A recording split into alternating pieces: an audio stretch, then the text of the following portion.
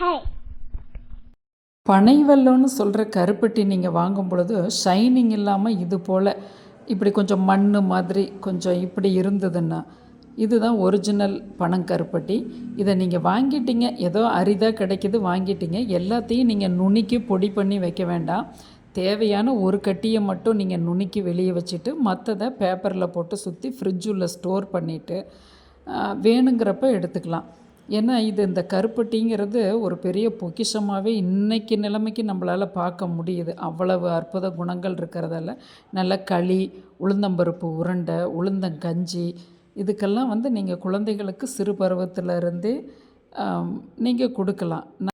சாதம் நீங்கள் குக்கர்லேருந்து எடுத்தோன்னே இப்படி ஹாட் பாக்ஸ்லேயோ இல்லை ஏதோ ஒரு பாத்திரத்தில் போடுறீங்க இல்லையா, அப்படி வழியே இருக்குது. அதை சரி பண்ணுறேன், இன்னும் கொஞ்சம் சாதம் அதிகமாக இருக்குதுன்னு 2 பக்கம் கையை பிடிச்சி அப்படி நல்லா குலுக்கி விட்டு தட்டி விட்டுட்டிங்கன்னா அப்படியே செட் ஆயிரும். அது உதிர்த்தன்மை வராது. அதனால் நீங்கள் கொட்டுனது எப்படியோ அதே வாக்கில் அப்படியே விட்டுறணும். அப்படின்னு மிச்சம் இன்னும் கொஞ்சம் 1 கை 2 கை இருந்ததுன்னா இன்னொரு பாத்திரத்தில் போட்டு வச்சுக்கலாம். இதிலையே அடைக்கணும்னு நினைக்க வேண்டாம். அதனால் இந்த சாதம் நீங்கள் இது போல் செஞ்சிங்கன்னா 1 மணி நேரம் கழித்து எடுத்திங்கன்னாலும் கூட நல்ல உதிராக இருக்கும். இது ஒரு பிகினர்ஸ்க்கான டிப்ஸுன்னு நீங்கள் வச்சுக்கலாம். இருகலாக கட்டியே ஆகாது. பாசிப்பருப்பு பாயாசம் வைக்கும்போது 1 பங்கு பருப்பு அதை நல்லா வறுப்பாக வறுத்து 1 பங்கு பருப்புக்கு 2 பங்கு தண்ணி போட்டு குக்கரில் ஒரு 4 சொட்டு நெய் போட்டு 2 விசில் விட்டு எடுத்திங்கன்னா நல்லா மலர்ந்து வெந்து வந்துடும். அது 1 பங்கு பருப்புக்கு 1 பங்கு வெல்லம், 1 பங்கு பால். இதுதான் நீங்கள் எல்லாமே சேர்த்து கலக்கி விட்டு இந்த கன்சிஸ்டன்சி பார்த்துக்கிட்டு இந்த அளவுக்கு நல்லா கொஞ்சம் நீர்க்காக வரும்போது கொஞ்சமாக பச்சரிசி மாவை கலக்கி விட்டிங்கன்னா கூட நிறைய காணும் குவான்டிட்டி. இது பிகினர்ஸ்க்கான பதிவுன்னே வச்சுக்கலாம். நீங்கள் அப்பளம் வறுக்கும்போது நிறைய கொஞ்சம் ஓரளவுக்கு குவான்டிட்டியாக வறுத்து இப்படி தட்டில் வச்சு ஆற வச்சு ஒரு டப்பாவில் கொஞ்சம் ஸ்டோர் பண்ணிக்கிட்டிங்கன்னா ஒரு 10 நாளைக்கு அப்பப்போ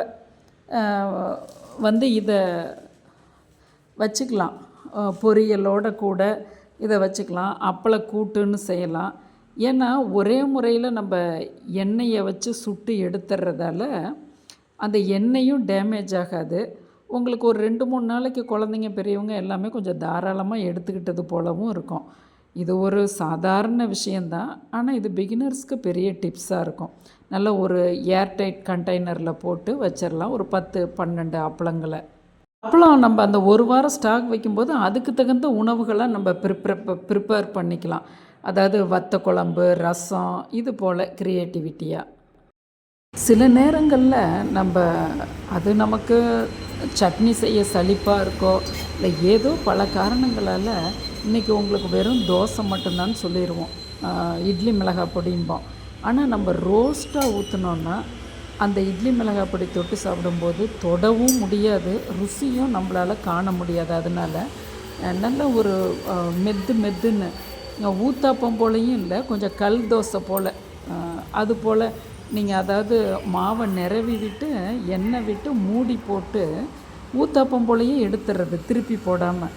இது ஒரு சாஃப்டாக இருக்கும். கிட்டத்தட்ட இட்லியினுடைய மெதுமெதுப்பு இருக்கும், ஆனால் எண்ணெய் போடுறதால இந்த தோசை ருசியாகவும் இருக்கும்.